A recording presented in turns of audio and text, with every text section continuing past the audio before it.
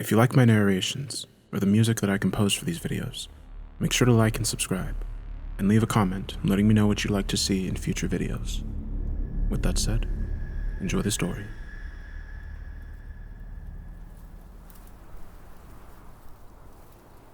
I don't drive. Something about getting behind the wheel and controlling a giant four-wheeled machine that has the capability of destroying property and ending human lives just scares the crap out of me. I'm definitely much older now than the legal age to own a license, but I still can't get over my fear of driving, no matter how old I am. Luckily for me, my girlfriend drives, and even luckier, we have moved into an apartment together.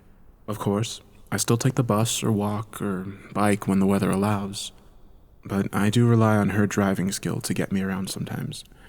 I can easily take the bus to work or places to go often enough to be familiar with the bus routes, but I do use her when I need to. It's April, and there's still snow everywhere, and the temperatures are dropping below freezing, and it feels even worse when there's a wind chill. And I guess that's what I get for living in Canada. Recently I had an appointment downtown, and can easily take the bus there and back, but it was snowing a wet and heavy snow. My girlfriend felt bad that I would have to walk to the bus stop and stand there until it came. She was free, and so she offered to drive me there, and kill some time downtown, and then drive back to our apartment. Road conditions were bad.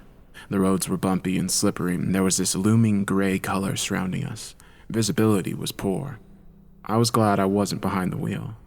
When we finally got downtown, she dropped me off in front of the building and then took off to do her own thing. My appointment was finished around 4:30 p.m., so it shouldn't have been dark yet, but it was. My girlfriend picked me up and we began heading home. The heavy snow fell in clumps on the windshield, and she cursed about not being able to see the road. It made me anxious just to try to watch her navigate through the horrid weather.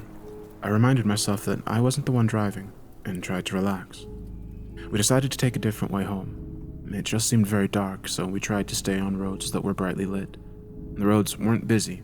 No one wanted to be out in this weather. The drive wasn't much longer, and I was excited to be back in my cozy, safe apartment. But before we could reach our turn, another car zipped in front of us and cut us off. My girlfriend stepped on the brake and we were thrown forward. The weird thing is, the other car stopped too. It had cut us off and then suddenly stopped when it was right in front of us.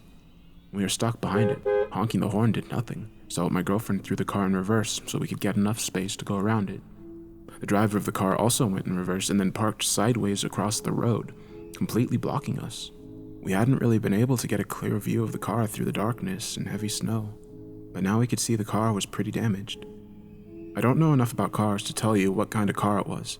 It was just your standard 4-person car, pretty similar to ours. The car had holes in the windows, large dents on the body. One of the tires was flat, paint was rusting, it was not in good shape.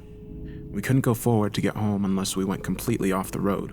We actually did debate using the sidewalk to get around them, but the driver got out of the car from the driver's side. It was clearly a person. He just opened the door and walked out. He just sort of nodded at us, then began walking away from the scene, leaving his car sideways in front of us. My girlfriend and I both stepped out of our car, not really sure how we'd best tackle this situation. We weren't sure if we should talk to the guy, call the police, or what. Here's where things get even weirder. Sitting in the driver's seat of the car was a woman. Her head was tilted back, her mouth was open. We were confused, as we had just watched someone else come out right where the woman was. My girlfriend and I looked at each other for answers, but couldn't find any. I tapped on the window of the car. It looked like the only window that wasn't broken. The woman's eyes opened and she sat up straight. It seemed as though she had woken up from her nap. She opened the door to talk to us and then suddenly looked very afraid.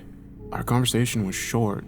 She basically told us that she'd fallen asleep on her couch and had no idea why she was in the driver's seat of her car, or why the car was so damaged when it was in perfect condition when she'd last used it.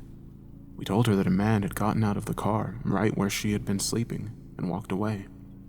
I like to tell myself that it was only due to poor visibility, but none of us could see any traces of him, not even footsteps in the snow.